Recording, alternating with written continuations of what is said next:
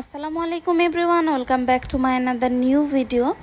আজ আমি দেশি মুরগির ঝোলের রেসিপিটি আপনাদের সাথে শেয়ার করব। আশা করছি অনেক ভালো লাগবে।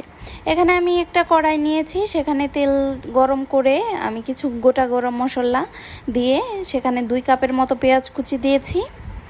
এগুলো সব কিছু ভেজে নিব আমি ব্রাউন কালার আসা পর্যন্ত।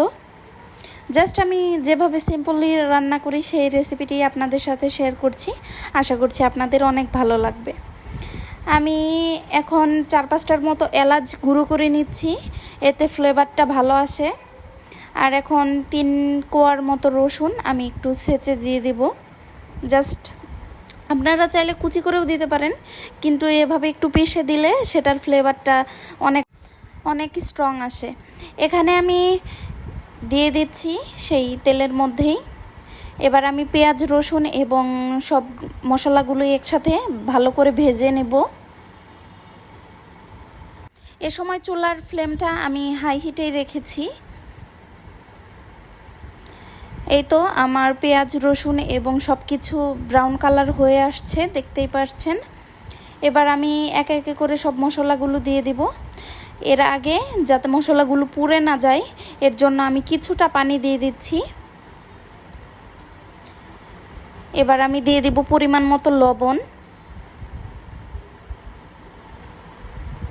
এবার দিয়ে দিব মরিচের গুঁড়া। ঝালটা আপনাদের পছন্দ অনুযায়ী দিতে পারেন, যেহেতু আমরা একটু ঝাল বেশি খাই, দ্যাটস ওয়াই একটু মরিচের গুঁড়াটা বেশি দিলাম।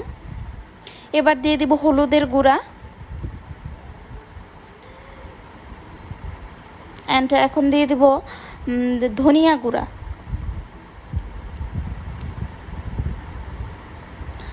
মশলাগুলো আপনাদের মাংসের উপর ডিপেন্ড করে কম বা বেশি লাগতে পারে, আমি আমার মাংসের পরিমাণ অনুযায়ী দিয়ে দিলাম।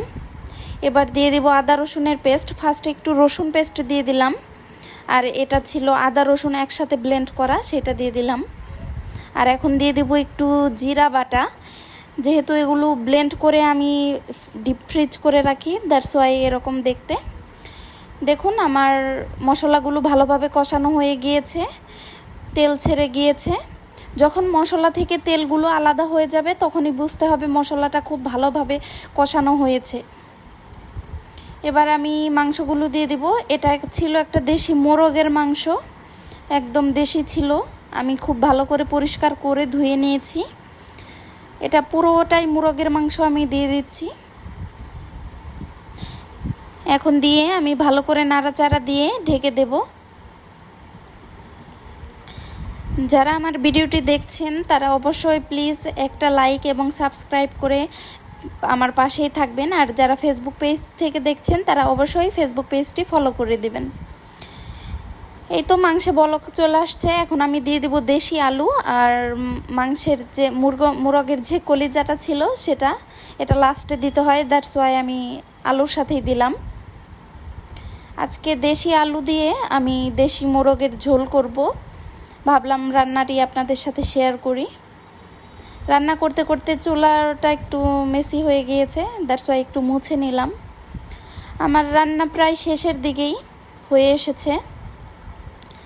আমি আরও বেশ কিছুক্ষণ কষিয়ে নিব। কষানোর পর পরিমাণ মতো আমি ঝোল দিয়ে দিব।